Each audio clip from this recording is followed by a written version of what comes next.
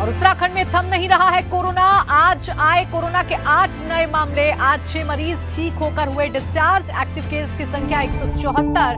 आज कोरोना से एक मरीज की मौत की भी खबर सामने आई है। तो उत्तराखंड में कोरोना के नए केस नहीं रुक रहे हैं। आज कोरोना के 8 नए केस सामने आए हैं और इसी के साथ एक्टिव केस की संख्या हो गई है 174। हालांकि 6 मरीज ठीक होकर डिस्चार्ज भी हो गए हैं और एक मरीज के मौत की भी खबर मिल रही है। एक मरीज की जान गई है कोरोना की वजह से, ऐसी जानकारी मिल रही है।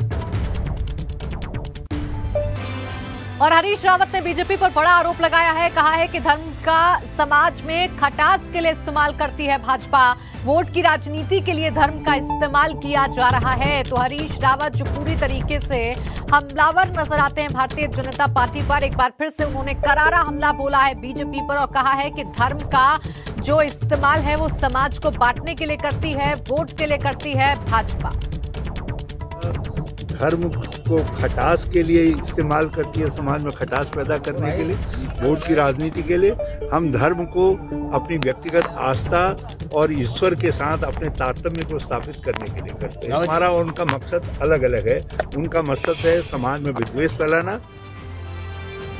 उधर दिल्ली के डिप्टी सीएम मनीष सिसोदिया 2 दिवसीय दौरे पर उत्तराखंड पहुंचे। अपने दौरे के पहले दिन मनीष सिसोदिया ने देहरादून में बिजनेस डायलॉग कार्यक्रम में शिरकत की। इस दौरान सिसोदिया ने व्यापारियों से बातचीत की, जिसमें अलग अलग क्षेत्रों में व्यापार कर रहे व्यापारी मौजूद रहे।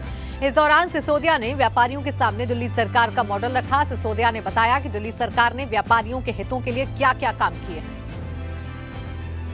उत्तराखंड के व्यापारियों से चर्चा की कि किस तरह से उत्तराखंड में वो संभावनाएं हैं कि उत्तराखंड का व्यापारी न सिर्फ अपनी तरक्की कर सकता है बल्कि पूरे उत्तराखंड की तरक्की में भागीदार बन सकता है। यहाँ पर्यटन में, आध्यात्मिक पर्यटन में, रिलीजियस के अलावा एंटरटेनमेंट के पॉइंट ऑफ व्यू से टूरिज्म में, फ्लोरिकल्चर, एग्रीकल्चर, इन सब में इतनी संभावनाएं हैं कि व्यापारी बहुत तरक्की कर सकता है यहाँ का और उसके माध्यम से एक आम आदमी की खूब तरक्की हो सकती है। लेकिन उसका रोड मैप बनाना पड़ेगा, उसके लिए पॉलिटिकल विजन तैयार करना पड़ेगा, उसके लिए ऐसी सरकार लानी पड़ेगी जिसमें पॉलिटिकल विल हो, उसके पास पॉलिटिकल विजन हो इस चीज़ का काम करने का। आम आदमी पार्टी की सरकार बनेगी तो उसके पूरे ढांचे पे काम करेगी। जिस तरह से दिल्ली में पिछले 6-7 साल में काम करके व्यापारियों से चर्चा कर करके, अलग अलग सेक्टर के व्यापारियों से चर्चा कर करके दिल्ली का जो GSDP है वो बहुत मेहनत करके 11 से 12% पहुंचाया है। मनीष सिसोदिया के उत्तराखंड दौरे को लेकर हरीश रावत ने तंज कसा और हरीश रावत ने कहा है कि पहाड़ पर वोट कटवा पार्टी के लिए कोई जगह नहीं।